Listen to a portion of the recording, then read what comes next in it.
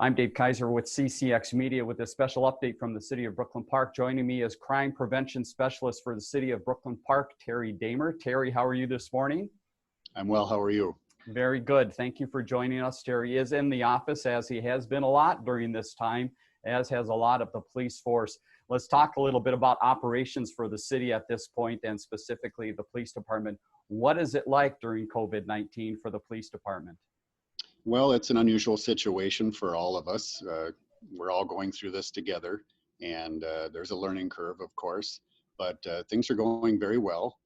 We have the Emergency Operations Center set up that is headed by the fire chief, and so there's fire personnel and law enforcement personnel staffing that, and we're just trying to anticipate the needs of our citizens and address those needs, get good factual information out in a timely manner.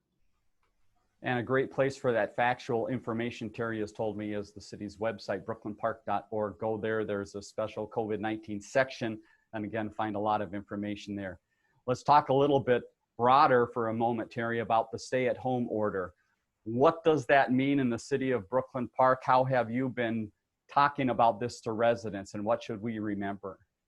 Well, I think a good thing to remember is that if you don't have to be out, stay at home. I think we're seeing nationally that the best thing we can do to help in this effort to keep the numbers down is to stay home and stay away from other people. So I don't think it's a difficult thing to do. We all have to go out and get groceries and things that we need. But other than that, try to stay home and just ride this out. And from a police department standpoint, are you getting questions about that? Do you have to answer calls saying, can I go out? Do I need something to go out? How do you answer some of those questions that are coming in? Well, some of the common ones, people are concerned. Some employers have sent letters to their employees that are essential that they should carry with them. We're not stopping people. We're not going to be stopping people to inquire about what they're doing out. We're just kind of relying on people to use their common sense. You don't need any identification. If you're going to work, that's just fine. Very good. From a crime prevention standpoint, what has been keeping you busy during this time, or is it business as normal as far as crime prevention in the city of Brooklyn Park? Well, my job has changed somewhat. I'm working with kind of the trickle-down theory from the EOC. I'm helping with answering questions that are on the minds of our citizens. We did a city survey, and so we're looking at what's on the mind of our citizens and trying to get them factual, up-to-date information on that. So I've been doing more of that this last week or two. And something to let residents know that you're not totally focused on COVID-19 in this response. The city operations, police operations still go on. So you're talking about things for today, but also planning for the future. Tell us about that. You are still looking ahead to things to come, correct? Yes, we're doing our best to keep our officers healthy, because obviously we work closely with each other, so we don't want the virus to go through our department and affect our manpower. We're disinfecting squad cars and surfaces around the police department constantly to try to keep our staff healthy and so they can be here working.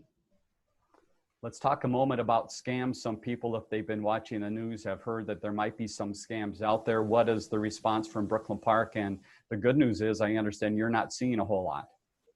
No, we're not right now. I mean, we hear the same things other people do on the news, but so far we haven't had any complaints.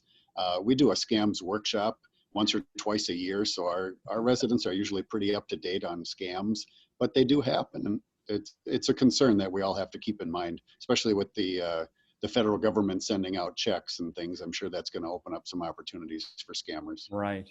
A couple final notes we want to touch on, things people might be thinking about in the city related to the police. How about, how do I call you? What's the use of 911 or other numbers now? What would you recommend for residents?